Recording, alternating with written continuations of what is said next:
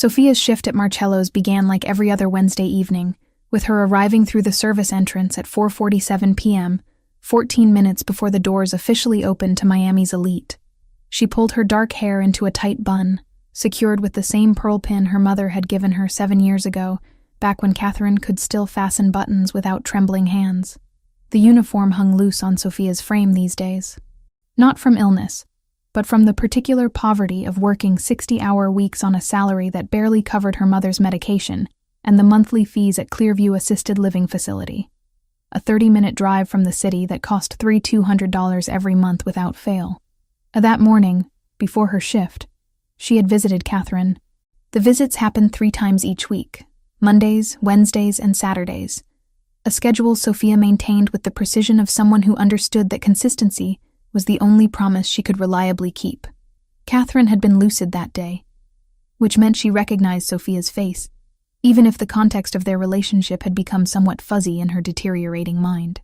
They sat in the facility's common room, which smelled perpetually of industrial cleaner and something underneath it, something organic and sad that Sophia had learned not to identify too closely. "You work too hard," Catherine had said, her fingers working at the hem of her cardigan nervously. Her hands moved constantly now, as if they were searching for something to do, some small task that might anchor her to present consciousness. "It's fine, Mom. You're comfortable there. That's what matters." Catherine had nodded, but Sophia could see the guilt flickering behind her mother's increasingly distant eyes. Catherine knew, on some level, that her existence required sacrifice. That knowledge lived alongside the advancing confusion, like 2 separate realities, refusing to fully merge. By next month, the realization might vanish entirely. Sophia had learned not to predict these deteriorations. They happened in their own time frame, following rhythms that had nothing to do with logic or fairness. The restaurant's kitchen was already buzzing with activity when Sophia entered. Marcus, the head chef, didn't look up from his prep work.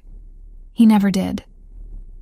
Marcus had trained under someone in New York for 15 years before moving down to Miami, and he had a chef's particular disdain for front-of-house staff. Sophia didn't take it personally. She took it as the baseline of her professional existence, the same way one accepts gravity or the inevitability of Tuesday following Monday. She collected her order book and server's notepad, mentally rehearsing the evening's specials. The restaurant was expecting a full house. Valentine's Day was next week, and couples were beginning their preliminary reconnaissance missions, testing restaurants before committing to the more substantial romantic gestures of the actual date. Marcello's was where people went when they wanted to be seen, which meant it was where power moved through subtle conversations held over wine and carefully plated food. The last thing Sophia did before taking her position was apply the perfume. She kept the bottle in her locker, wrapped in a small velvet pouch that had come with it. The perfume itself was housed in a crystal vessel that looked like it belonged in a museum, rather than a locker room adjacent to a restaurant's kitchen. The glass was so precise, so intentional, that Sophia had never managed to examine it without thinking of craftsmanship from another era, from another world entirely. Her grandmother Victoria had given it to her 2 months ago, during those final days in the hospice facility when the morphine had worn off for just enough hours to allow Victoria to think clearly. Victoria was Sophia's only grandparent. Her other 3 had died before Sophia's birth or early in her childhood, leaving Victoria as the sole remaining link to whatever genealogy and family history Sophia might have claimed. Catherine had never been particularly forthcoming about relatives. Sophia had learned not to press the subject. "This is important," Victoria had said, pressing the crystal bottle into Sophia's hands with surprising strength for someone so diminished by illness. "This is..." She had paused then, gathering words that seemed to resist organization. "When someone recognizes this, when someone knows it, you'll understand things. About your family. About why I kept you safe." The statement had confused Sophia at the time. Kept her safe from what? Victoria had never been cryptic before. She had been direct, practical, the kind of woman who called things by their actual names rather than dancing around inconvenient truths. But the cancer had been thorough in its reorganization of Victoria's mind, breaking down linear thinking into fragments and philosophical abstractions. "What does it mean?" Sophia had asked. "It means your life wasn't random," Victoria had said. Then she had slipped back into the fog, and by evening, she was gone. Sophia had worn the perfume only twice since then, once to the funeral, and once when the despair of the month had felt particularly suffocating. But tonight, for no reason she could clearly articulate, she had applied it before work. Just a small amount on her wrists and the hollow of her throat, where the pulse beat visibly against her pale skin. The scent was unusual, not floral in any conventional way, though there was definitely a flower at its heart, something that didn't have a name Sophia recognized. The bass notes were warm, woody, reminding her of walking through an old library or entering a church that had stood for centuries. There was amber in there somewhere, and something that might have been leather, or might have been something else entirely. It was a scent that seemed designed to communicate complexity rather than simple pleasure. Every time she breathed, she detected something new in its composition, as if the perfume was a small symphony that kept reorganizing itself. By 5 p.m., the restaurant had filled to about 40% capacity. Sophia moved through her section with the automatic grace of someone who had internalized the choreography of service so thoroughly that her body could manage it, while her mind occupied itself with other concerns. She watered glasses at precise angles. She presented menus with her left hand. She recommended the risotto to people who wanted to seem adventurous without actually risking anything unusual. It was during the second hour of service, around 6:45 p.m., that Marcus spoke to her directly. This was unusual enough that Sophia almost didn't register it at first. "Table 9's going to want something special tonight," he said, nodding toward the back of the dining room. "The man who just got seated in the corner. He comes maybe once every 3 months, always the same table, always private. He'll want something that isn't on the menu. Don't argue about it. Don't ask questions. Just bring him the best fish we have, prepared how I decide. The restaurant covers whatever he wants." Sophia followed Marcus's gaze toward the corner booth. Most of Marcello's corner tables were designed to be simultaneously prominent and isolated. They allowed the occupant to see and be seen, while still maintaining a buffer of space that prevented casual interaction with other diners. This particular booth was against the window, overlooking the street where palm trees lined the avenue, their fronds occasionally catching the wind like green flags signaling some distant war. The man seated there was striking in the way that certain predators are striking, the kind of magnetism that came from absolute stillness and control rather than obvious physical movement. He was approximately 35, maybe 36, with black hair that had been combed carefully back from a high forehead. His face had the kind of architecture that suggested Italian heritage, though Sophia knew that heritage was a complex thing, and racial characteristics were slippery categories that refused to remain stable under scrutiny. His jaw was notably square, the kind of jaw that looked carved rather than grown. His skin was olive-toned, unmarked by visible scars on his face, which was unusual for a man his age. He wore an expensive suit, gray, perfectly tailored, the kind of garment that cost more than Sophia's monthly rent. And he held a wine glass like someone who understood wine but didn't particularly care about it. What struck Sophia most was his eyes. Even from across the restaurant, she could perceive their color, a deep brown that seemed to absorb light rather than reflect it. His eyes moved across the room methodically, cataloging the space the way a person catalogs a building they're planning to occupy. He looked at people as if he was reading text written on their bodies, deciphering information that most individuals would consider private. Sophia realized she was staring. She adjusted her focus back to her current table, where a couple was discussing whether to split a dessert or order separately. She provided the expected gentle guidance. Splitting was romantic. Ordering separately was practical. Whichever they chose would be delicious. And moved toward the kitchen to place their order. But she could feel the man's attention now, prickling against her awareness like someone had touched the back of her neck lightly with a single fingertip. She didn't look at him again. She had worked in restaurants long enough to understand that sustained eye contact with certain patrons could be interpreted as invitation, and invitations created complications. Her life had enough complications without adding the unpredictable variables that came from attracting the attention of men who commanded entire restaurant sections simply by sitting down. At 7:15 p.m., Marcus gestured toward Sophia. "Corner table is yours now. Take him something to drink first. He usually takes a specific vintage. I'll have Daniel prepare it." Just stand there and wait for him to tell you what he wants to eat." Sophia nodded and moved toward the corner booth, wine list in hand and notepad ready. As she approached, the man looked up at her. The moment his eyes met hers, something shifted in the restaurant's atmospheric pressure. Other conversations seemed to grow quieter, or perhaps Sophia's attention simply narrowed so intensely that surrounding noise fell away. The perfume reached him before her words did. Sophia watched his body stiffen almost imperceptibly. His hands, which had been resting on the table, stilled completely. His eyes, those absorbing dark eyes, closed briefly, as if he was processing something that required all his sensory focus. "Good evening," Sophia said, her voice maintaining the professional flatness that service required. "Can I start you with something to drink this evening?" He opened his eyes, and when they met hers, Sophia felt the precise moment when recognition transformed into something else entirely. His expression didn't change. His body remained perfectly still. But behind his eyes, something was happening. Some internal calculation or recalibration that manifested as sudden, absolute concentration. "I'd like the Barolo," he said quietly. "The 1989 vintage. And I need the dining room cleared." His voice was low, measured, carrying the kind of authority that made the statement sound less like a request and more like a simple statement of fact. Sophia blinked. "I'm sorry? Everyone out," he said, still looking directly at her. "Now." The moment Luca Ravellini issued his command, the restaurant's carefully maintained performance of normalcy collapsed. Sophia stood frozen, her order pad dangling from her fingers like a useless prop from a play that had suddenly ended. The man didn't raise his voice.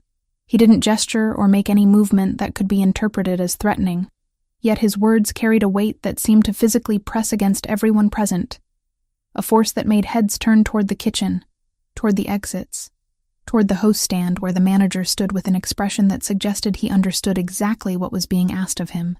"Sir, I'm not sure I understand," Sophia began, her professional training attempting to reassert itself, attempting to translate this impossible moment into something that could be managed through the protocols of hospitality. "We don't typically—" "Now," he interrupted, his gaze never wavering from her face. "Everyone leaves. Everyone except you. Folks, we're closing the dining room for a private safety procedure. Please gather your belongings and exit through the east corridor. We'll validate your parking and comp a bottle for your next visit." Couples abandoned their appetizers. A businessman collected his briefcase. The restaurant's ambient noise, the quiet clinking of glassware, the murmur of conversation, the distant sound of plating from the kitchen, began its rapid dissolution. Within minutes, the dining room had transformed from a crowded establishment into a stage set waiting for a scene that hadn't yet been written. The servers melted back into the kitchen. Marcus appeared briefly at the service window, took in the situation with a single glance, and disappeared again without comment. Through all of this, Luca Ravellini remained motionless. His hands rested on the table exactly where they'd been when Sophia approached, his body angled slightly toward the window.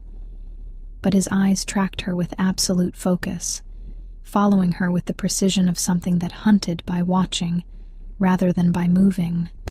When the last customer had exited and the host's stand fell silent, Luca rose from his seat. Sophia noticed that he moved with deliberate slowness, as though any sudden movement might shatter the fragile reality they'd entered. He was taller than she'd anticipated from the distance, well over 6 feet, with the kind of physical presence that seemed to displace air. His suit was even more impressive up close, the fabric and tailoring speaking to a relationship with money that went beyond mere spending. This was the wardrobe of someone who understood that clothing was a form of communication. "You're going to come here," he said quietly, his voice carrying an accent that Sophia couldn't immediately place. Not quite Italian, but European. Something older, layered with multiple languages. "And you're not going to speak until I ask you a question. You're going to stand there, and you're going to let me understand what I'm perceiving. Do you understand?" Sophia understood that she was no longer in control of this situation. She understood that the careful protocols of her employment had become irrelevant. She understood that something had shifted in the fundamental nature of her evening, and she had no framework for processing it. but she nodded, her throat dry, and stepped closer to his table. Luca closed his eyes.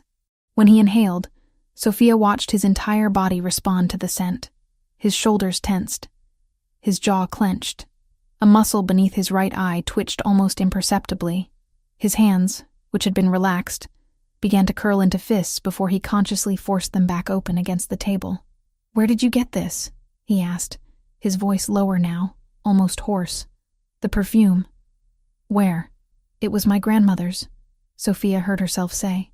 Her voice sounded very far away, as though she was hearing it from outside her body. "She gave it to me before she died, 2 months ago." Luca's eyes opened. They locked onto hers with an intensity that was almost physical in its force, as though he was trying to read something in her irises that went deeper than simple information. He took another step closer, his face now only a few feet from hers. "Your grandmother's name," he said, not a question, a demand phrased as a statement. "Victoria," Sophia whispered. "Victoria Mitchell." The moment the name left her mouth, something fractured inside Luca's carefully maintained control. His entire body went rigid.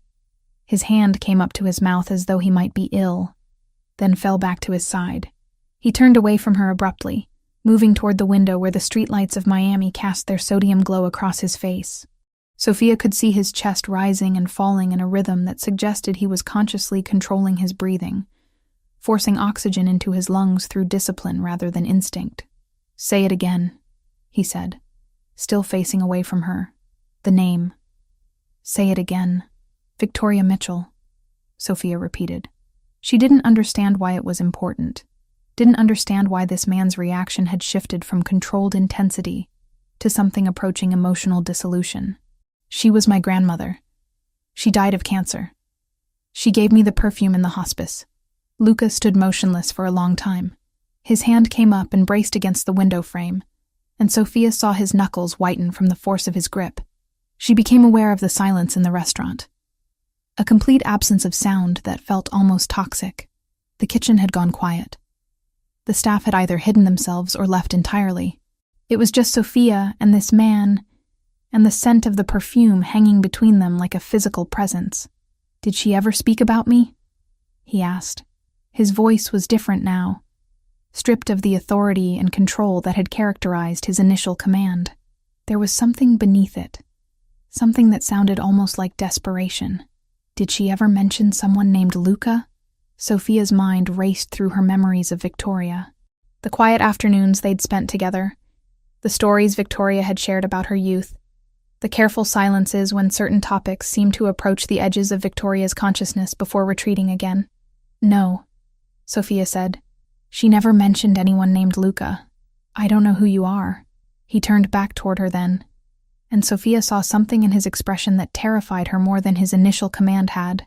It was the look of someone confronting something they'd thought was impossible, something they'd stopped believing in, something that was now standing directly in front of them and demanding to be acknowledged. "She had blue eyes," he said, "dark blue, almost navy, and her hands shook when she was thinking hard about something." He reached out, but stopped before touching her, his hand hovering near her face. "You have her bone structure, the line of your jaw. I didn't see it at first because I wasn't looking for it, but now I can see it clearly. Now I can see it everywhere." Sophia took a step backward, her professional survival instincts attempting to override her bewilderment. "I think you have me confused with someone else. I don't know you. I've never seen you before tonight." "No," he agreed, dropping his hand. "You haven't, but I know Victoria. I knew her very well, and if you're her granddaughter, then everything I thought I understood has just become impossibly more complicated." He moved back to his chair and sat, suddenly looking exhausted, like someone who had been running a distance and had only now allowed himself to stop. What was her maiden name? Before Mitchell? "Castillo," Sophia answered automatically. "Victoria Castillo. She married my grandfather. Castillo," he repeated softly, as though he was tasting the word, testing its authenticity against something in his memory. He nodded slowly, and when he looked at her again, his eyes were wet.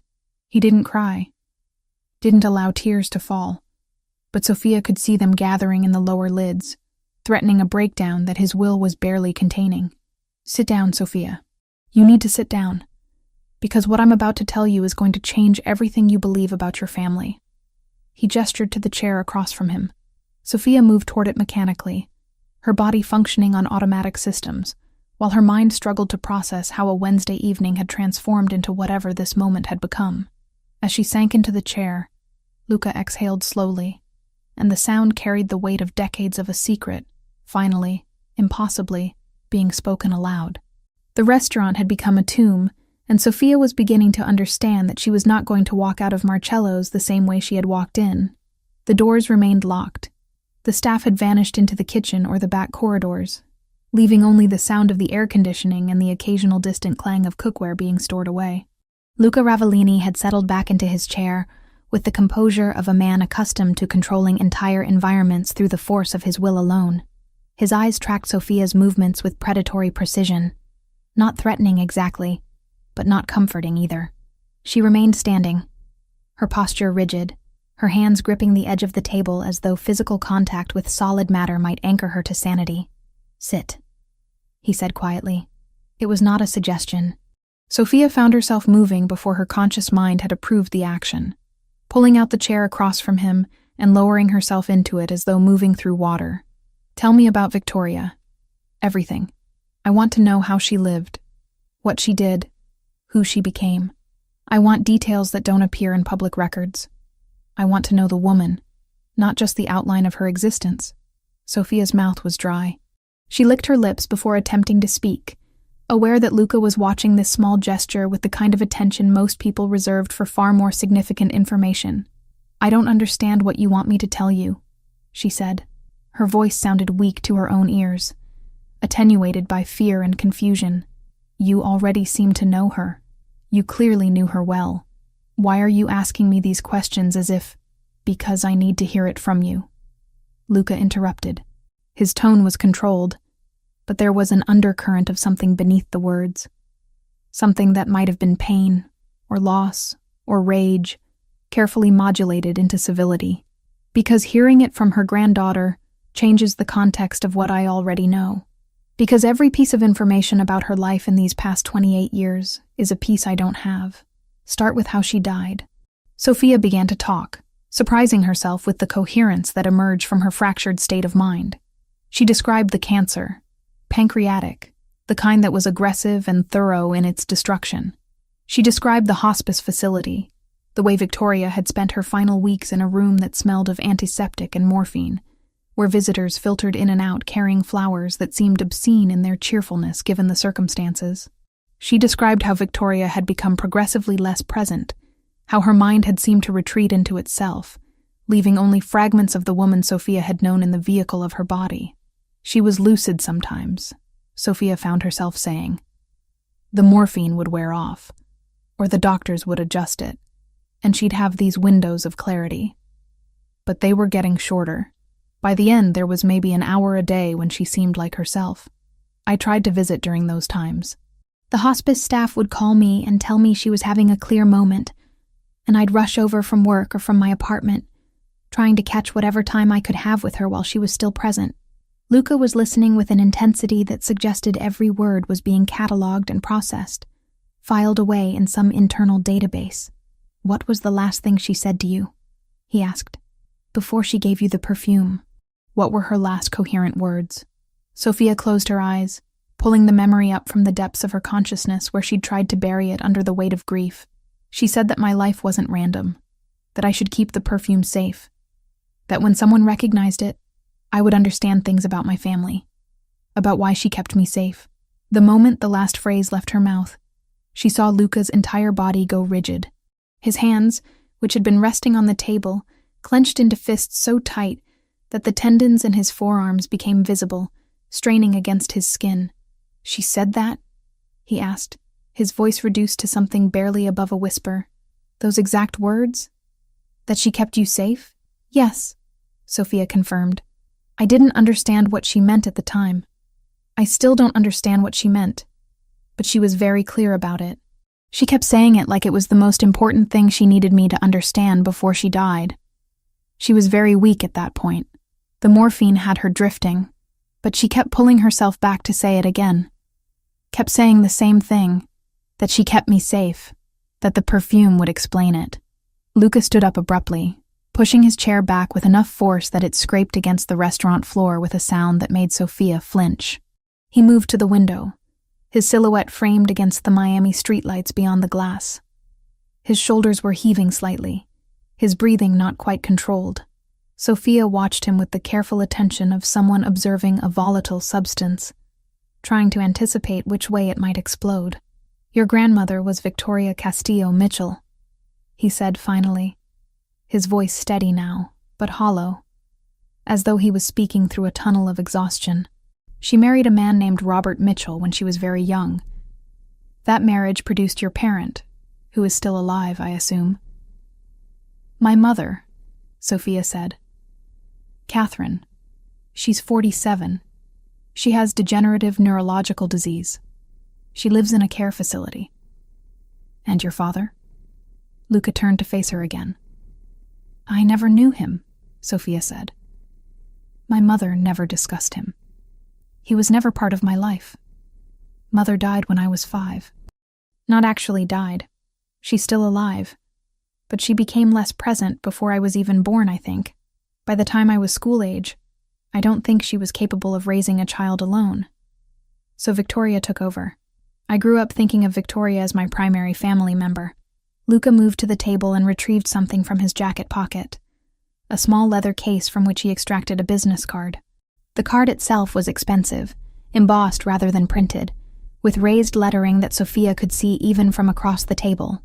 It contained only a name, Luca Ravellini, and a telephone number with a local area code. There was no business title, no address, no indication of what services or industry might be connected to his name. "You're going to call this number tomorrow," Luca said, placing the card on the table between them. "You're not going to discuss this conversation with anyone. You're not going to research me or my background. You're going to call that number and speak only to me. Do you understand?" "I don't understand any of this," Sophia said, her voice rising slightly. "Who are you? How do you know Victoria? Why does my grandmother's perfume matter so much to you that you evacuate an entire restaurant? Why are you keeping me here against my will?" "You're not being kept against your will," Luca said, his tone suggesting that the distinction was important to him. "The door is unlocked. You can leave whenever you choose. But you won't leave because you're going to stay and listen to what I'm going to tell you now. And what I have to tell you requires you to hear it in this context, in this privacy, so that you can process it without the noise of the world trying to interrupt." He gestured for her to sit again. After a moment's hesitation, Sophia complied, her curiosity beginning to override her fear. There were answers here, she realized. Answers to questions she'd never thought to ask, to mysteries about her family that she hadn't known existed. Victoria's deathbed insistence that Sophia's life wasn't random suddenly seemed to carry more weight. "Your grandmother," Luca began, "was married once before Robert Mitchell. That marriage was brief and ended badly. During that time, she was connected to a family, a significant family, a family that did not approve of her relationship with my—" He paused, seeming to struggle with the word selection. "With a member of that family. She left that world. She tried to build a normal life. But the perfume she gave you is not a normal family heirloom. It is a signature. It is a marking. And the fact that you're wearing it means that she intended for you to be found."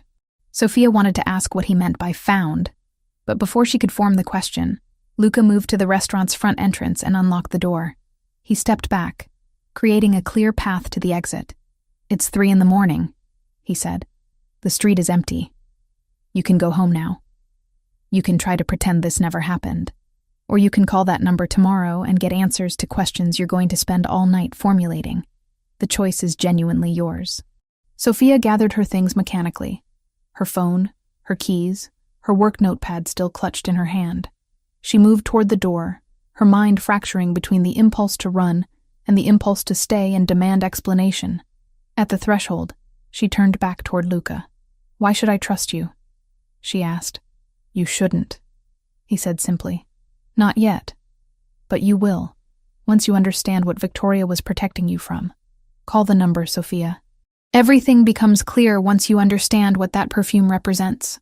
She stepped out into the Miami night, which had turned cold in the small hours of the morning. The street was indeed empty, the buildings dark, only scattered streetlights casting their sodium glow onto pavement that glistened from recent rain. As she walked toward the parking lot where her ancient Honda Civic waited, Sophia realized that Luca had never actually introduced himself, had never confirmed that his name was actually Luca Ravellini. She had only his word and his business card. But something in his desperation, something in the raw emotion she'd glimpsed beneath his controlled exterior, suggested that whatever this was, it had consumed him for a very long time. She clutched the business card in her fist as she drove home through the empty streets, the perfume still clinging to her skin, still carrying its secrets locked in its molecular structure, waiting for the right person to decode its meaning. Sophia didn't sleep. She sat on her bed with her laptop balanced on her knees, the glow of the screen the only light in her darkened apartment, and began the most meticulous research of her life. The business card sat on her nightstand, and she deliberately avoided looking at it, as though not acknowledging it might somehow make this situation less real. But her fingers moved across the keyboard with purpose, starting with the obvious query. The internet offered very little about Luca Ravellini. His name appeared in a few articles about crime in Miami, always mentioned in passing, always in connection with alleged activities and ongoing investigations. One article from a local news outlet dated 3 years prior referred to him as a figure of interest in organized crime operations.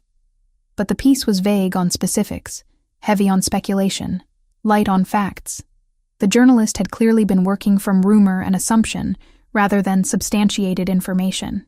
There were no photographs attached to his name, no social media presence, no professional biography or corporate listing. She pivoted her search. Isabella Ravellini. The name yielded more immediate results, though the information was dated. Articles from 20 to 30 years ago mentioned a woman named Isabella Ravellini who ran a private perfume operation in Miami. The business had never been incorporated formally, never sold products through retail channels, and had maintained what journalists at the time called an exclusive clientele. Photos showed an elegant woman with silver hair and sharp cheekbones, standing beside bottles of artisanal fragrance. One article from a lifestyle magazine circa 1995 featured an interview with Isabella, discussing the philosophy behind Perfume Ravellini. She explained that the fragrances were never for sale, only for gifting, only for those she deemed worthy of wearing a Ravellini creation. The formulas had been passed down through generations of women in her family, and she had no intention of commodifying them. The interviews stopped around 2000. A brief notice in an obituary column from 2010 confirmed that Isabella Ravellini had died at the age of 87. There was no public funeral listed, no charitable contributions in her name, no dramatic conclusion to her story. Just a woman who had existed quietly and then ceased to exist. Sophia searched for connections between the names. Victoria Castillo, Marco Ravellini. The marriage certificate appeared in a genealogy database that she accessed through Clearview's library system login credentials. Apparently, the facility maintained subscriptions to research resources for its residents' families. Victoria Castillo had married Marco Ravellini in 1978. The marriage was dissolved in 1991. No children were listed as products of that union on the public record. But Sophia had been born in 1996. She expanded the search parameters. Marco Ravellini appeared in connection with several business ventures throughout the 1980s and 1990s, none of them particularly legitimate sounding. Import-export operations, property holdings, vague corporate entities with names designed to obscure rather than clarify their function. In 2001, an obituary announced his death at age 42, attributed to complications from a prolonged illness. No mention of family. No surviving spouse listed. No survivors at all. She searched for Elena Ravellini next, following an instinct she couldn't quite articulate. The name yielded older records, dated 7 years prior. A woman named Elena Ravellini had been found dead in a residential property in Coral Gables. The death had been classified as suicide. The investigating police reports were sparse, but a local news story suggested that the circumstances had been questioned by some parties, though the article didn't elaborate on which parties or what questions they had raised. The photos showed a woman in her 30s, striking in appearance with dark hair and pale eyes. There was a brief mention that Elena had been involved with Miami's business community, and that persons connected to her had declined comment regarding the circumstances of her death. Sophia pulled up the police report itself, through a database she technically wasn't supposed to have access to, a remnant of a friend's password that she'd never deleted. The report was terse. Elena Ravellini had been found in her apartment by building management after a concerned neighbor reported unusual smells and lack of activity. The investigation concluded suicide via overdose. No note was recovered. No evidence of foul play was noted. The case was closed within 6 weeks, but something in the timing bothered her. Elena Ravellini dead 7 years ago. Luca Ravellini appearing in crime reports around the same period. Marco Ravellini having died a decade earlier.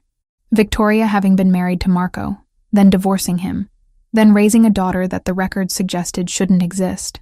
By 4 a.m., Sophia's eyes burned from screen exposure and exhaustion. She had filled 14 pages of her notebook with connections and questions and hypotheses that led nowhere conclusive. She understood that she was missing information, that there were gaps in the timeline and logic that she simply couldn't fill from publicly available sources. Victoria had said the perfume would explain things. Well, the perfume smelled like mystery and architecture, like something designed to communicate at a level that bypassed rational analysis. She was about to close her laptop when her email notification dinged. The sender line read simply, NR. The message contained only a few sentences. You research thoroughly.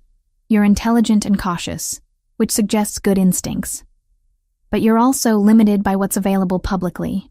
There are conversations that can only happen privately. Call the number on my card at 10 o'clock this morning. Not before, not after. Exactly 10. Sophia checked the timestamp.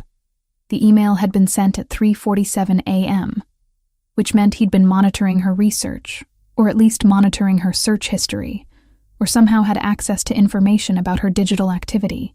The violation of privacy was staggering enough to clear away the last remnants of her exhaustion. She was being watched, not just offered information, not just encountered randomly in a restaurant, actively tracked and monitored. She showered mechanically, dressed in clothes that felt like a costume, and sat at her kitchen table with the business card in front of her. At exactly 9:59 a.m., she picked up her phone. At exactly 10:80 a.m., she dialed the number. Luca answered on the first ring, as though he had been holding the phone, waiting for her call. You found information, he said. It wasn't a question. You found some of it, anyway. Some of the pieces that are available to find. Now you're going to come to a place where I can tell you the things that can't be found online. I'm sending a car for you. It will arrive at your address in 20 minutes. You'll ride in it until we reach a location where we can talk privately. You won't tell anyone where you're going. You won't bring a phone beyond the one you're holding right now. You won't bring weapons or recording devices or any attempt to protect yourself through documentation. You're going to come with only yourself and your genuine desire to understand. Do you agree to these terms? Sophia's rational mind screamed that this was dangerous, that she was making a catastrophic mistake, that every instinct for self-preservation should be propelling her toward calling the police or disappearing into anonymity. But she heard herself say, I agree. Good, Luca said. Then everything begins now. By the time this car arrives at your location, you will no longer be the person you were before you answered your phone. You understand that? No, Sophia said quietly. But I'm starting to. The line went dead. She looked at the clock on her wall. 10:03 a.m. She had 17 minutes to decide if she was actually brave enough to step into whatever this was, or if she should run. She didn't run. The car ride to Luca's mansion took 45 minutes, though Sophia wasn't entirely certain they were traveling in a linear path. The vehicle was tinted too darkly for her to see out, and the driver, a woman with silver hair and a professional demeanor, didn't engage in conversation beyond confirming Sophia's address and offering her water, which she declined. The silence was suffocating in its own way, giving Sophia nothing to focus on, except the mounting anxiety that accumulated with each turn the car made. When the vehicle finally stopped and the driver opened the door, Sophia emerged into a different version of Miami than the one she inhabited. The mansion stood behind wrought iron gates, visible only partially through landscaping that had been designed with precision to obscure rather than display. Palms and flowering shrubs created a buffer between the property and the street. The main structure was set back far enough that neighbors would have only glimpses of its architecture. Security cameras were discreetly positioned but clearly functional. This was a place designed by someone who understood that true power didn't announce itself through ostentatious display, but through deliberate concealment. The interior was understated in ways that suggested enormous wealth. Not the kind of wealth that needed to prove itself through marble floors and imported chandeliers, but the kind that manifested as thoughtfully chosen art, shelves lined with first editions, furniture that had been selected by someone with genuine aesthetic sensibility rather than a decorator's algorithm. Luca was waiting in what he called his study, though the room was far too comfortable to warrant such a formal title. 2 leather chairs faced each other across a low table. Floor-to-ceiling windows overlooked a garden that seemed impossibly lush for the Miami climate. "Sit," Luca said, gesturing to one of the chairs. He was wearing different clothes than he'd worn at the restaurant. Slacks and a button-down shirt in charcoal gray, the sleeves rolled up to his elbows. Without the formal suit jacket, he seemed somehow more accessible and simultaneously more dangerous. Like observing a weapon in its unguarded state. Sophia sat. Luca settled across from her, and for a moment they simply observed each other, as though trying to map the terrain of a conversation that would reshape both their lives. "Your grandmother was married to my brother," Luca began without preamble. His name was Marco Ravellini. The marriage lasted approximately 2 years, from 1978 to 1980. It ended because Victoria made a choice that was both brave and devastating. She chose to leave a world she didn't belong to, and in leaving that world, she left Marco behind. But before the marriage ended, before she understood what my family truly was, she became pregnant. Sophia felt the words land in her chest like something physical. "My mother," she said quietly. "Catherine." "Yes," Luca confirmed. "Catherine is Marco's biological daughter, which makes her my half-niece, which makes you my granddaughter by blood, though the biological pathways are somewhat circuitous. My brother didn't know about the pregnancy when Victoria left. She didn't tell him. She was afraid, and justifiably so, that if Marco knew she was carrying his child, he would use that knowledge to keep her connected to our family, connected to this world that she understood was built on practices and philosophies she found morally reprehensible." "How do you know this?" Sophia asked. "If Victoria didn't tell him, how would you know?" "Because Marco told me, years later, when he realized Victoria was never coming back," Luca said. "He had investigators locate her. He knew where she was living, what she was doing, who she had become. He discovered that she had given birth to a daughter and was raising that daughter alone. And Marco made a choice too. He chose not to interfere. He chose to let Victoria build the life she wanted without the weight of connection to us. It was perhaps the most noble thing Marco ever did, which tells you something about the caliber of decisions we were typically making." Sophia's mind was struggling to integrate this information into the framework she'd constructed for her identity. Catherine, whom she'd always believed to have a father who was simply absent or unknown, had a documented biological connection to the Ravellini family, which meant Sophia herself was not simply a random product of chance, but rather the result of a deliberate, documented lineage. "But there's more," Luca continued. "The perfume. Do you understand what it represents?" "I've been trying to figure that out," Sophia said. "I found articles about your grandmother, Isabella. She made it. She made it exclusively, never sold it. What does that have to do with me?" Luca stood and moved to a painting on the wall, a portrait of an older woman with elegant features and intelligent eyes. "This is Isabella," he said. "My grandmother. She died in 2010, though she lived until 2010, far longer than the cancer specialists thought she would. Isabella had a philosophy about perfume. She believed that scent was a form of communication, a way to mark family without using DNA tests or official documents. She believed that her perfume should only ever be worn by people she had explicitly chosen to be part of her legacy. He turned back to face Sophia. Before Marco died, and he did die, by the way, a decade before Isabella.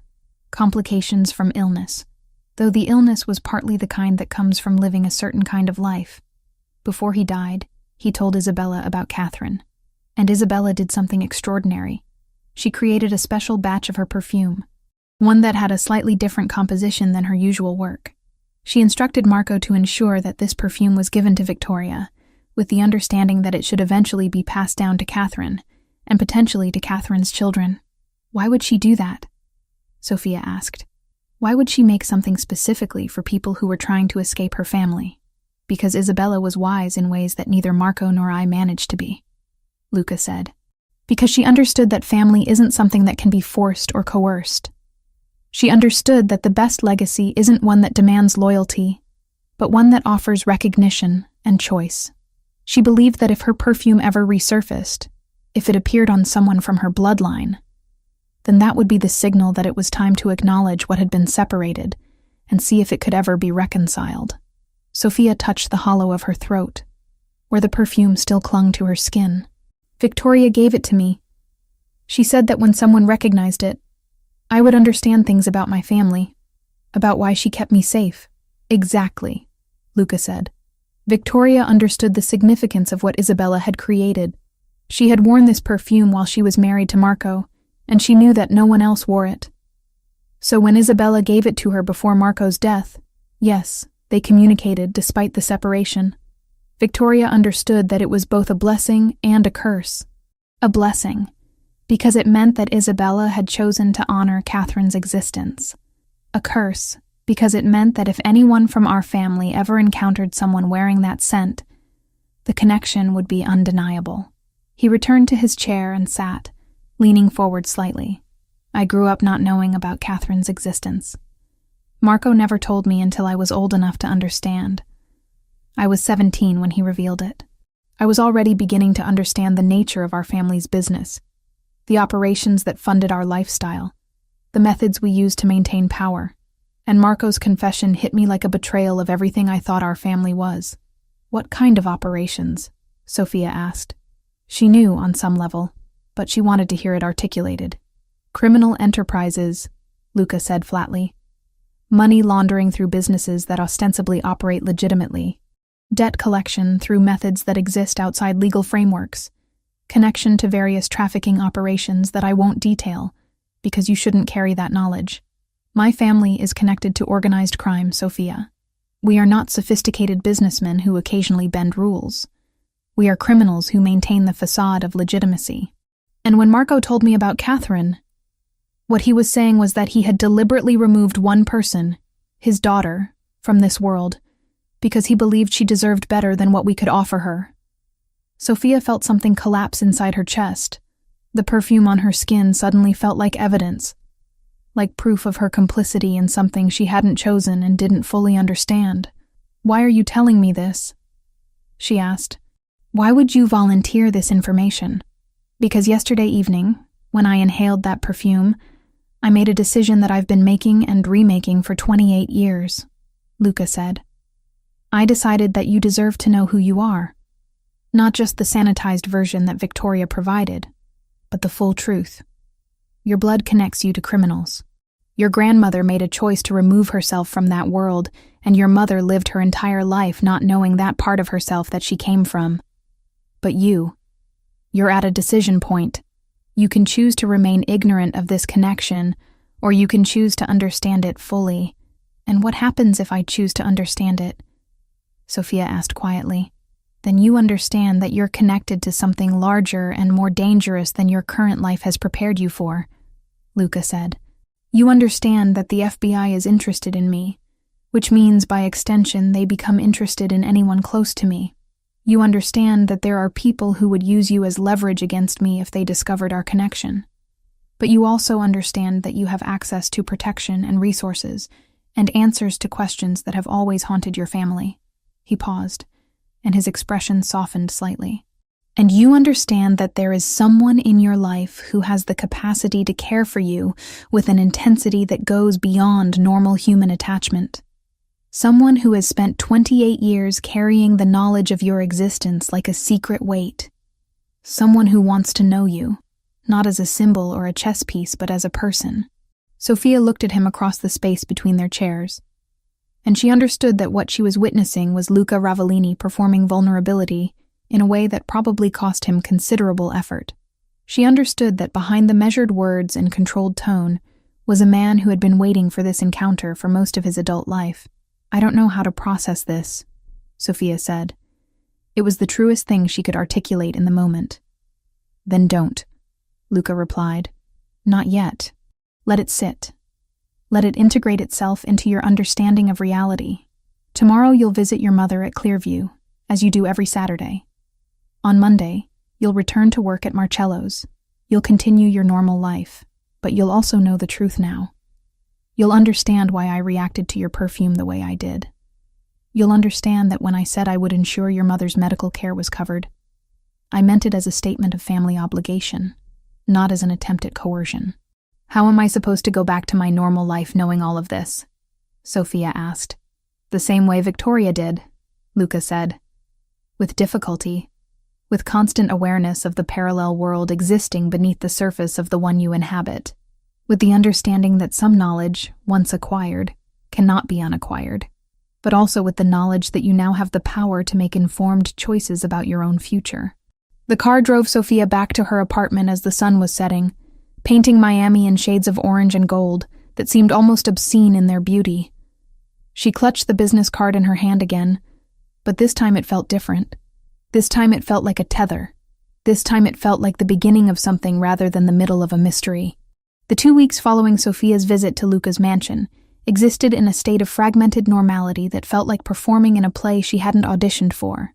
She returned to Marcello's on Monday evening, and Marcus barely acknowledged her absence.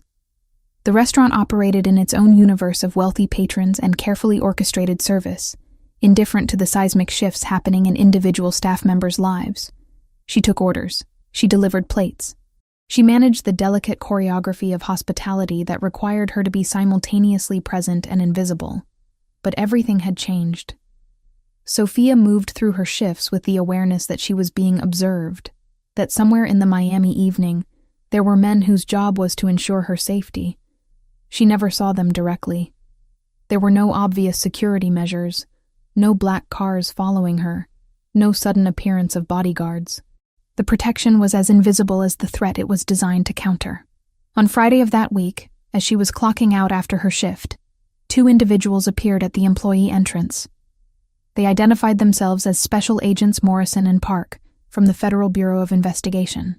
Morrison was a woman in her 50s with steel-gray hair and the kind of confidence that came from authority backed by institutional power.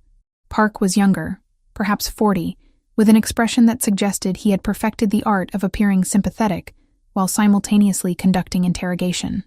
"We'd like to ask you some questions about an incident at this restaurant approximately 2 weeks ago," Morrison said, producing a badge that Sophia studied with the careful attention of someone trying to process information that didn't make immediate sense. "There was a situation where a customer requested that the dining room be evacuated. We're looking for statements from anyone who was present." Sophia's mouth went dry. "I don't remember anything unusual," she said, which was technically true in the most literal sense. Everything about that night had been unusual. Nothing about it could be characterized as routine or noteworthy in the ways that fed into official reports. "You were working that evening," Park said. He was consulting a notebook, though Sophia suspected he already knew the answer. "You were assigned to the section where the customer in question was seated. The manager indicated that you served him directly before the evacuation occurred. He ordered the Barolo," Sophia said carefully. "He was a customer. He placed an order. I don't recall anything else." Morrison's eyes narrowed slightly. "The customer's name was Luca Ravellini. Do you know who that is?" The name hung in the air between them, and Sophia understood that this moment represented a threshold. Acknowledge the name and invite questions about her connection. Deny recognition and risk being caught in a lie that would damage her credibility. Say nothing, and hope the silence could be interpreted as confusion rather than evasion. "I'm a waitress," Sophia said finally. I serve customers. I don't track their names or backgrounds. If he wanted something, he ordered it and I delivered it. That's the extent of my interaction with him. Park exchanged a glance with Morrison. We're aware that Mr. Ravellini has been under investigation for various activities that exist outside legal boundaries. We're also aware that he has been documented visiting this establishment multiple times. We're interested in whether any conversations occurred between you and Mr. Ravellini that might provide insight into his current operations or associates. He ordered wine, Sophia repeated. We didn't have a conversation. He evacuated the restaurant and I went home. That's all I know. The questioning continued for another 20 minutes, circling around the same territory without advancing into new ground. Morrison and Park seemed increasingly frustrated as Sophia maintained her posture of professional detachment, offering nothing beyond the bare minimum of confirmation. Eventually, Morrison produced a business card with her contact information. If you remember anything, or if Mr. Ravellini attempts to contact you, we'd appreciate hearing about it, she said. We can offer protective measures if you feel you're being pressured or threatened. Sophia accepted the card and watched them leave. 40 minutes later, her phone rang. The caller ID showed an unknown number, but she answered it anyway. They visited you, Lucas said without preamble. It wasn't a question. How do you know that? Sophia asked, though she already understood the answer. Because I know everything that happens to you. I told you that you were being protected.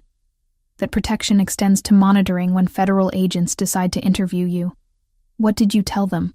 Nothing, Sophia said. I said I served you wine, and that was the extent of our interaction. I didn't mention the Perfume or Victoria or any of it. She heard Luca exhale, and the sound carried relief. Good. That was the correct response. By refusing to cooperate with them, you've made a statement. You've indicated that you're not interested in being a government cooperant. But Sophia, understand what this means. By protecting me, you've now involved yourself in my world in a way that creates legal liability. You're not just someone connected to me.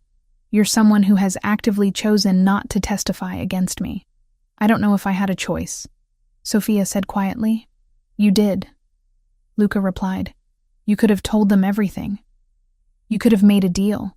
Immunity for testimony. You could have removed yourself from this situation entirely. But you didn't. And now I need to offer you something in return for that loyalty. He instructed her to come to the mansion on Saturday morning. When she arrived, she found not just Luca waiting for her, but a woman who introduced herself as Rosa. Rosa was in her mid-50s, with dark hair streaked with silver, and eyes that contained entire libraries of untold stories. She moved through the mansion with the ease of someone who had spent decades navigating its spaces and hierarchies. Your grandmother was my friend, Rosa said without preamble, once they were alone in what appeared to be Luca's private study. Victoria used to visit this house when she was married to Marco. Those visits stopped, and I understood why. Marco never spoke about what had happened, but we all knew. And then, years later, Luca told me about Catherine. And now he's telling me about you. Rosa settled into a chair with the deliberation of someone whose body carried the weight of decades. I've worked for this family since 1992. I came to them after my own family fell apart. They gave me structure when I needed it. They gave me purpose. But I also watched what this life does to people. I watched Marco love someone he couldn't keep. I watched Luca grow up understanding that loyalty was currency, and that money moved through channels most people never see. Why are you telling me this? Sophia asked.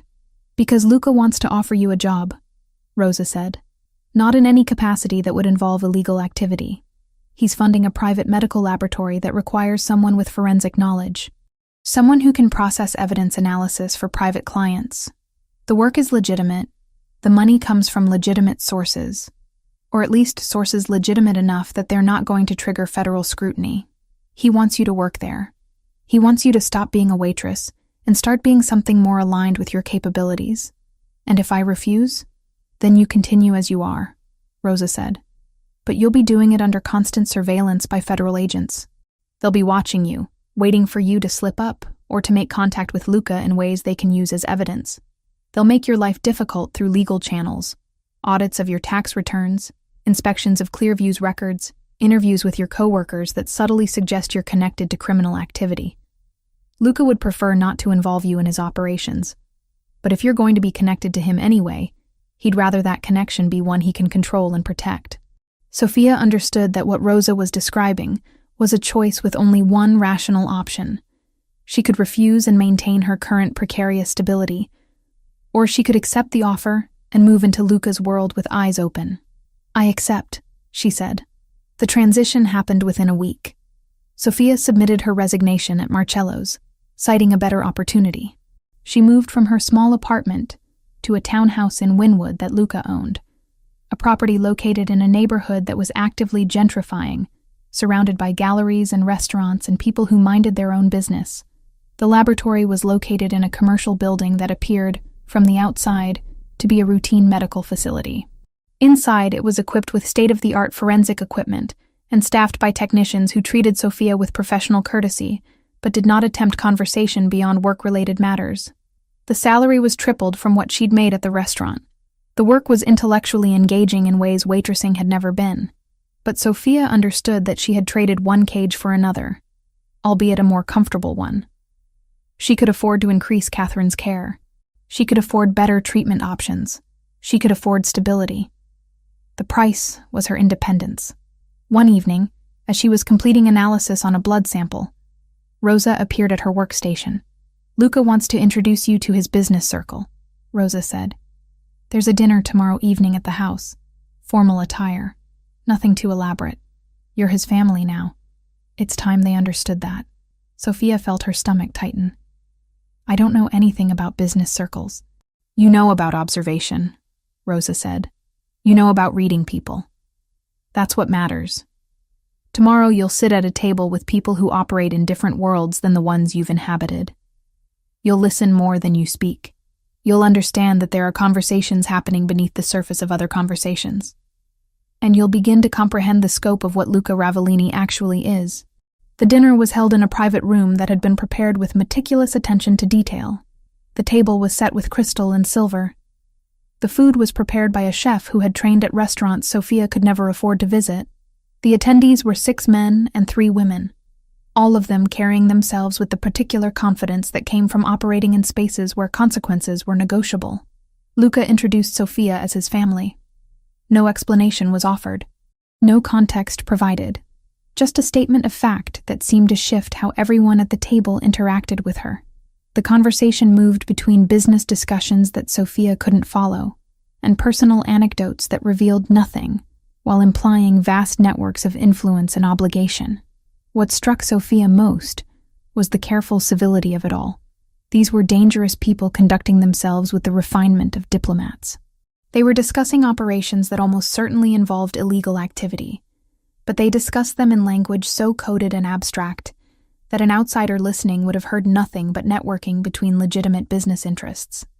Halfway through the meal, a man seated across from Sophia, someone Luca had introduced as Franco Giardoni, leaned toward her and smiled. "So you're the mystery that's captured Luca's attention," he said. His accent suggested Eastern European origins, but his English was fluent. Beautiful and connected to his family. That's a powerful combination.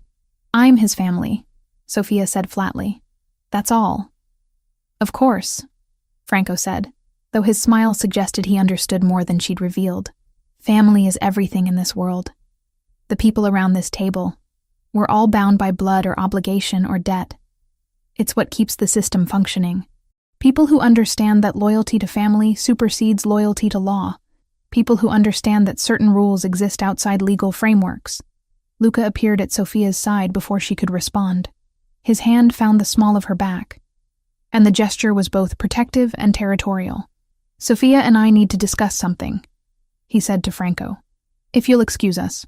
He led her from the dining room to his private study, where windows overlooked the garden that seemed to exist in its own climate zone, independent of the Miami weather beyond the property lines. "I need you to understand what you're witnessing," Luca said.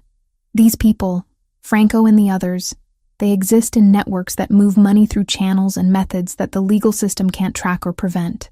They operate with efficiency that legitimate business can't match because they're not constrained by ethics or law or consequences. Are you one of them?" Sophia asked. I am, Luca said simply. And because you're connected to me, you're now embedded in that world whether you wanted to be or not. The laboratory isn't just a place of employment. It's a front that allows me to operate in certain contexts. Your presence there legitimizes operations that would otherwise attract attention. You're not complicit in the crimes, Sophia, but you're not separate from them either. Sophia felt something fracture inside her chest, some wall between who she had been and who she was becoming. What if I didn't want this? She asked. Then you shouldn't have protected me when the FBI came asking questions, Luca said. His voice was not unkind, but it was absolute. You made a choice that night. You made it consciously or unconsciously, but you made it. And now you're living with the consequences of that choice. He paused, and his expression softened slightly. Rosa told me that you were conflicted about whether accepting the laboratory position made you complicit in criminal activity. I want you to understand something. You didn't create the world that contains organized crime and federal investigations and people like me. You were born into a family connected to that world whether you knew it or not. Victoria left it to protect her daughter. But you knew what you were walking into. You chose it anyway. And that choice, that conscious decision to stay, despite understanding the reality, that's what separates complicity from agency. I chose it because I didn't have a real alternative, Sophia said. That's what everyone says, Luca replied. That's what Marco said when he was entering the family business. That's what Victoria said when she was deciding to leave. That's what I said when I was deciding whether to stay. But the truth is that we all had alternatives. We just had to live with the consequences of taking them. You chose to stay in my orbit. Now you have to decide what that means for who you become. He moved to the window and stood with his hands in his pockets, looking out at the garden. I've been trying for 28 years to figure out how to navigate a life built on choices I didn't make, but couldn't undo. And now you're being asked to do the same thing. I can't make it easier for you. I can only promise that I'll protect you, and that your loyalty will be returned in kind. Sophia understood that what he was offering was not love in any conventional sense, but rather a form of family obligation that superseded sentiment. She understood that she had been woven into his world in ways that couldn't be unraveled, and she understood that the perfume Victoria had given her had been a key to unlock doors she'd never known existed, doors that now stood open and could not be closed. 6 months into her employment at the laboratory, Sophia had developed a rhythm that felt almost sustainable. The work was engaging. Her salary had been increased twice without her requesting it. Catherine's care had been upgraded to include private nurses and specialized therapies that had noticeably improved her mother's cognitive function on her better days.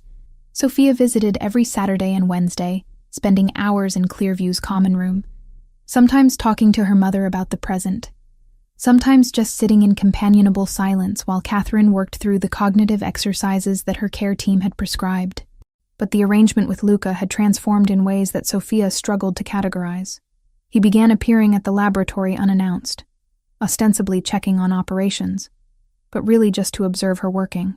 He brought her coffee from a cafe she'd mentioned in passing conversation. He asked about her projects with genuine interest that went beyond casual inquiry. He invited her to dinners at his mansion, with increasing frequency. And those dinners had shifted from formal business gatherings to something more intimate.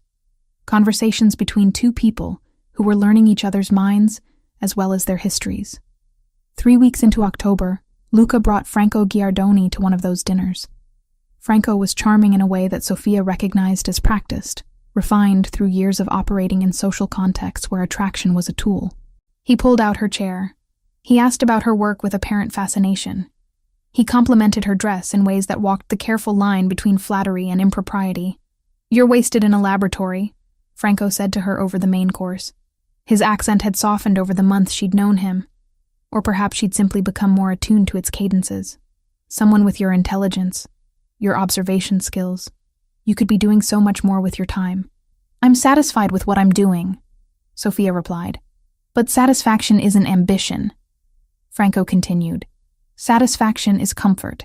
It's stagnation dressed up as contentment. You should be thinking about expansion, about climbing toward positions of genuine influence within the organization." Luca set down his fork, with a deliberation that drew everyone's attention to the sound. Sophia's position is exactly where it needs to be, he said quietly. His tone suggested that disagreement would be unwise. She has the influence she requires. She has the respect of the people she works with. She has autonomy in her operational sphere. I don't see expansion as an improvement on those metrics. Franco smiled, but it was a smile that acknowledged defeat, without admitting it. Of course, he said. I was simply suggesting that unused potential is a tragedy, but perhaps I'm not the best judge of how her talents should be deployed. After dinner, as Franco was being escorted out by Rosa, Luca asked Sophia to join him in his study. She found him standing at the window again, that familiar posture that suggested he was carrying thoughts too heavy to voice while looking directly at another person. Franco is positioning himself to take over certain operations in the next few years, Luca said without preamble. He's intelligent and ruthless and willing to make the hard decisions that leadership requires. In another context, I might even approve of his ambitions. But I don't want him near you. Why not? Sophia asked. She genuinely didn't understand the objection. Luca turned to face her, and his expression was complicated. Frustration mixed with something else, something that Sophia couldn't quite identify. Because he'd use you. He'd see you as a way to strengthen his position within the organization, as a connection to me that might be exploited or leveraged. He'd present it as partnership, but it would be predation dressed up in courteous language. And you're different? Sophia asked. The question emerged before she could reconsider its implications. I am, Luca said flatly. Because I don't need to use you for advancement.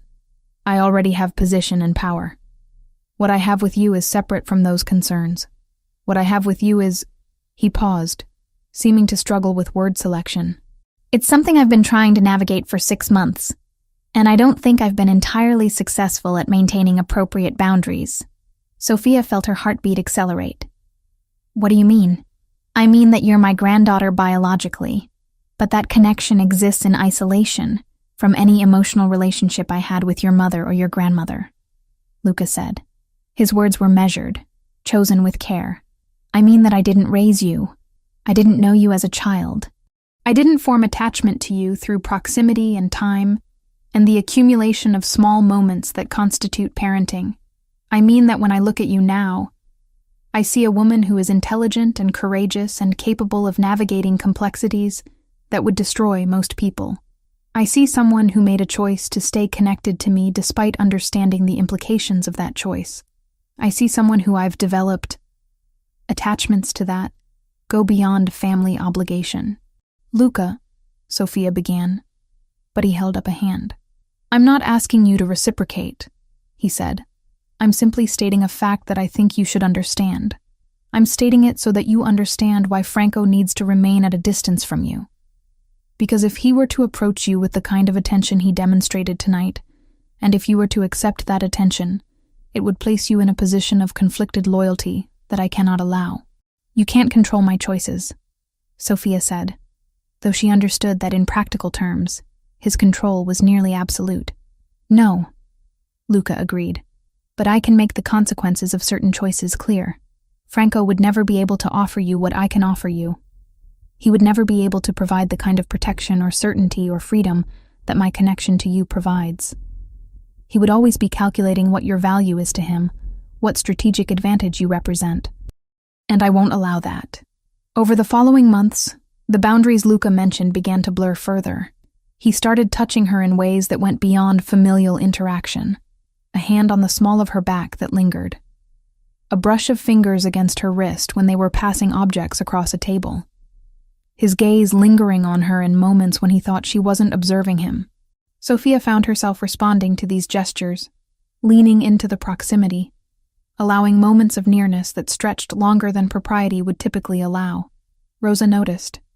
Rosa, who had known Luca for decades, and who seemed to exist in some liminal space between servant and confidant, began watching both of them with an expression that suggested she understood exactly what was happening and had formed opinions about it.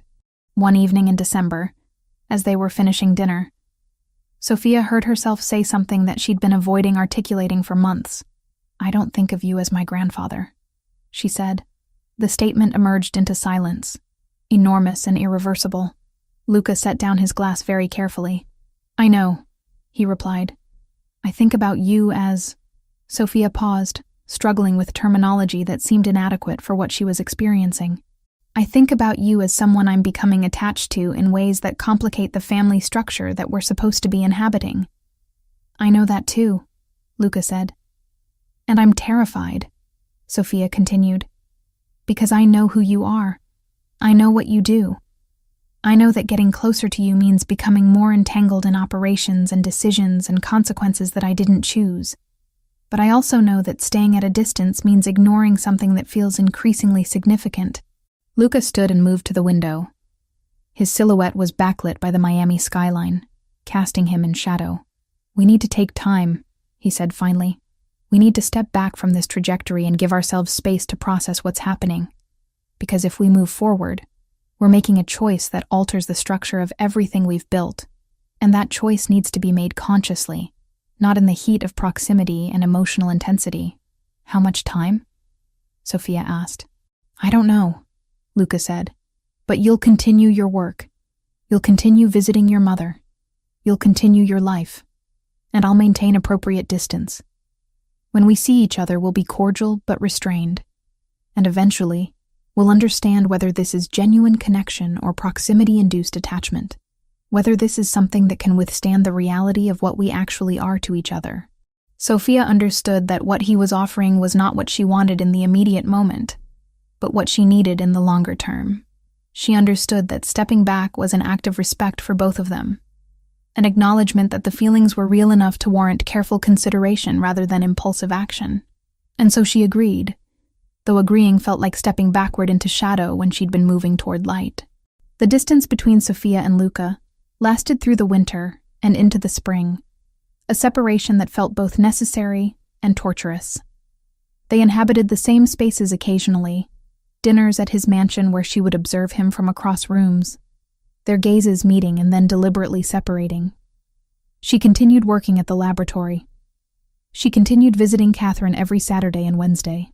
She continued her life in the townhouse in Wynwood, wearing the perfume Victoria had given her less frequently, trying to create psychological separation from the memory of what that scent represented. But separateness proved to be an illusion. Everything Sophia did was still filtered through the lens of Luca Ravellini. Her choices were still constrained by her connection to him. Her safety was still maintained by his network of protection. The distance was geographic and behavioral, but not actual. She was still embedded in his world. They had simply agreed to pretend otherwise. Then Catherine had a crisis. It was a Tuesday evening in late April when the call came from Clearview. Catherine had suffered a fall in her room. Minor injuries, nothing broken, but the incident had triggered a decline in her cognitive function that her medical team couldn't immediately reverse.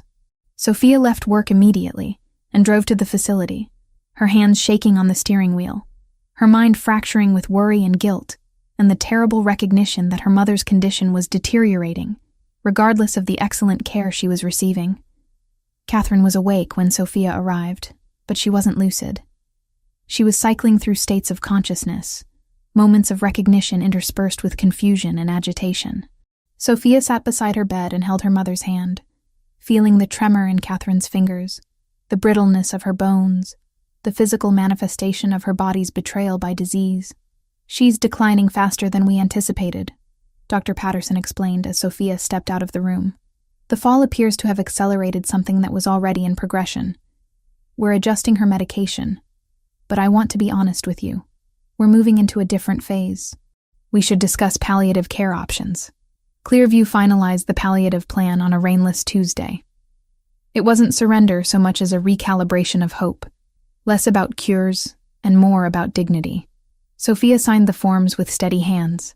She told the nurse about the seashells Catherine used to collect when she could still walk the beach, and asked them to keep a small bowl by the window. When she stepped outside, the air smelled faintly of salt and disinfectant. She called her mother's room and let the silence fill with things that didn't need words. Sophia absorbed the words like blows. She understood what they meant. Her mother was dying. The expensive care and private nurses and specialized therapies had bought time, but they had not bought salvation. They had simply delayed the inevitable while making it slightly more comfortable. She called Luca from the parking lot. She hadn't intended to.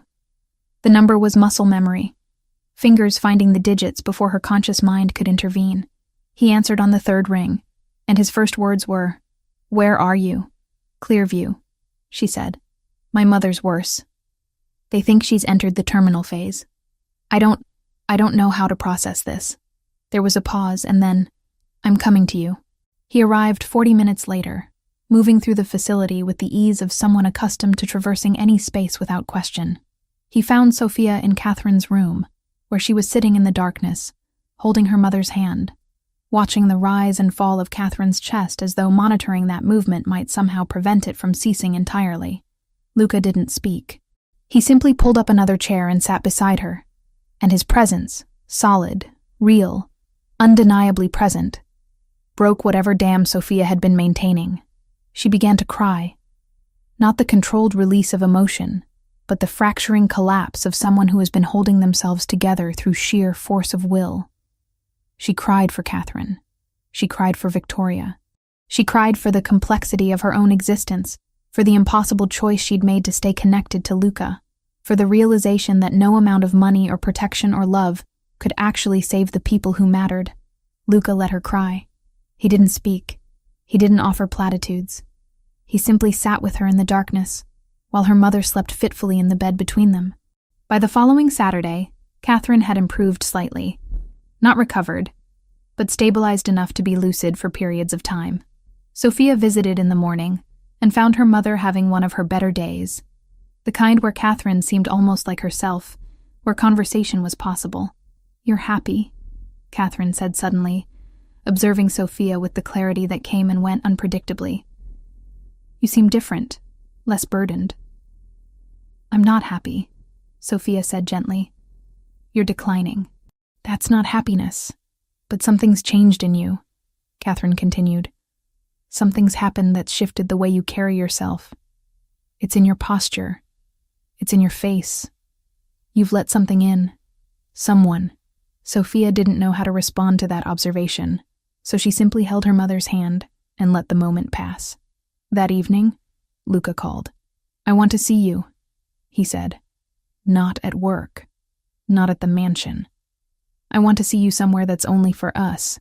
He sent a car, and it brought her to a private marina on the outskirts of Miami.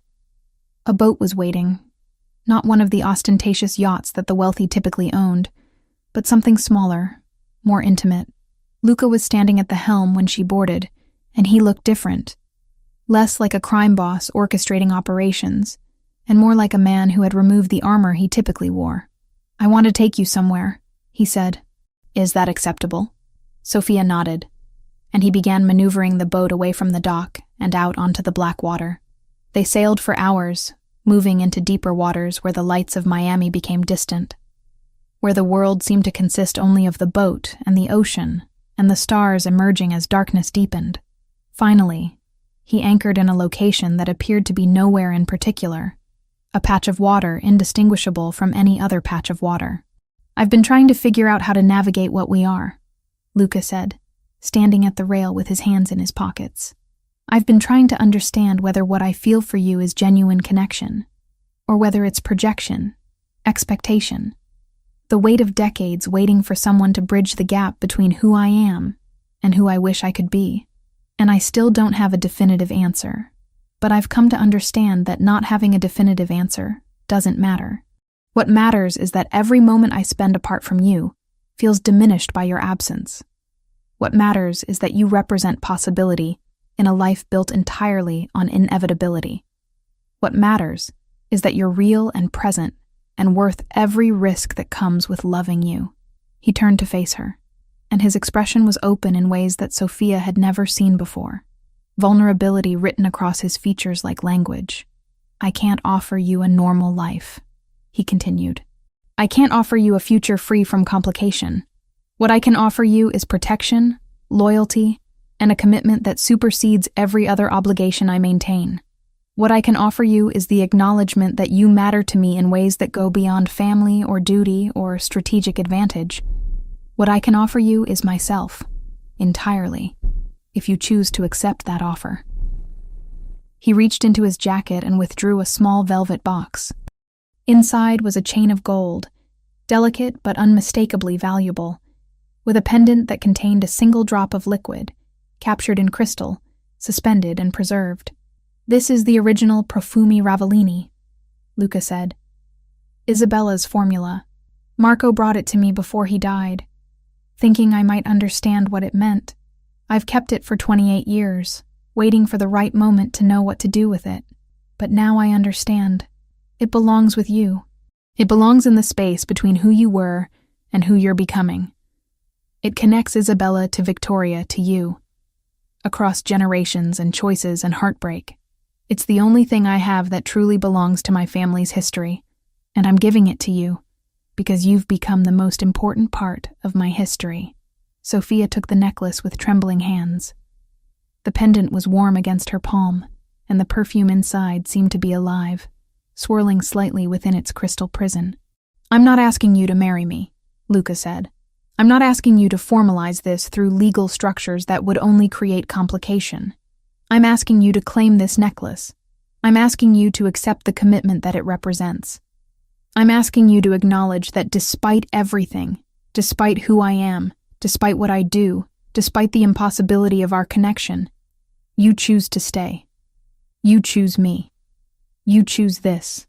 Sophia held the necklace against her chest, and she understood that this moment represented something definitive. This was the moment where she claimed ownership of her own choice. This was the moment where she stopped being pulled into Luca's world and started choosing to inhabit it. This was the moment where love became active rather than passive, where she became an agent in her own narrative, rather than a character carried along by circumstances beyond her control. "Yes," she said.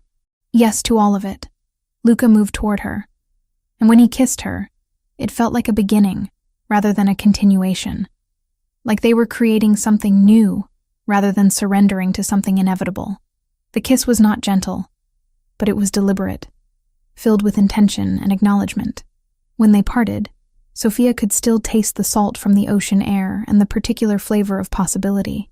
He fastened the necklace around her throat, and the pendant settled against her skin, warm and real.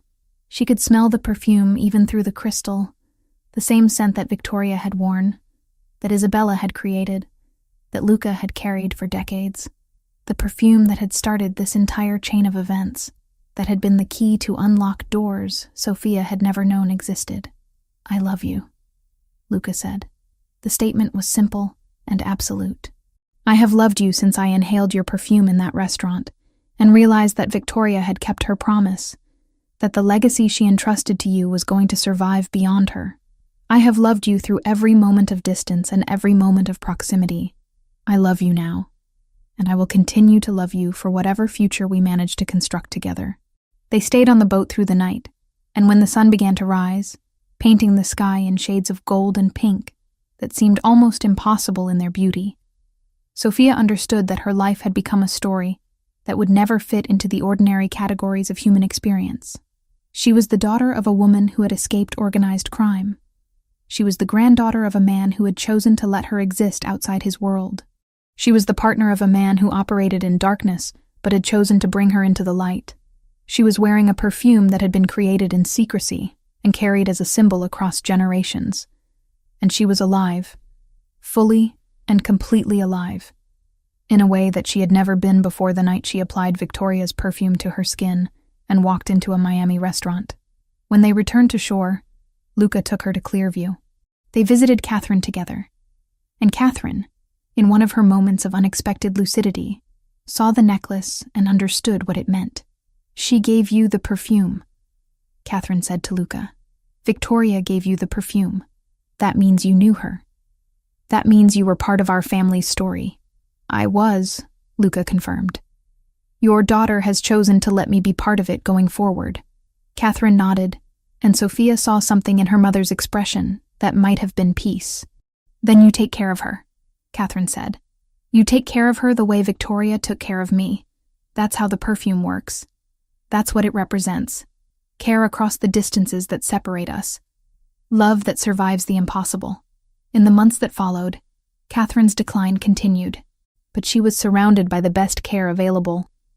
and in her final days, she seemed to carry a lightness that had not been present before, as though knowing that Sophia was safe, that Sophia had found someone willing to commit to her protection, made the process of letting go slightly easier. When Catherine died on a Tuesday morning in late June, Sophia was holding her hand, and Luca was sitting in the chair beside her, a physical manifestation of his commitment. After the funeral, after the practical arrangements, after the immediate rawness of grief had begun its transformation into something more manageable, Sophia stood on the balcony of Luca's mansion and touched the perfume necklace against her throat. The scent of amber and cedar and nameless flowers rose to meet her, carrying with it the weight of generations, the sacrifice of women who had loved and lost and protected the ones who came after them, carrying with it the possibility of something new, something that honored what had come before, while refusing to remain bound by it. Luca appeared beside her, and they stood in silence, watching the Miami evening descend, watching the city transform into a landscape of lights and shadows. The perfume Ravellini hung around them both, connecting them to history and to each other, an invisible chain linking the past to the present, to whatever future they would construct together. "I never thought I would have this," Luca said quietly. "I never thought I would have you." "Neither did I," Sophia replied. "Neither did Victoria. Neither did Isabella. But they gave us the perfume anyway. They gave us a way to find each other. They gave us a language that transcended time and separation and blood and choice." She turned to face him, and he was watching her with an expression that contained entire libraries of emotion, love and regret and gratitude, and the particular intensity of someone who had spent decades believing that certain things were impossible before discovering that they were not. "We're going to build something," Sophia said. "Not a traditional family, not a criminal empire. Something that honors both of our histories while refusing to be bound by them." "Yes," Luca agreed. "That's exactly what we're going to build." And in the Miami evening, surrounded by the machinery of organized crime and the architecture of impossible love, they began the work of transforming choice into commitment, transforming connection into legacy, transforming the perfume that had brought them together into something that would endure long after both of them had become part of history themselves.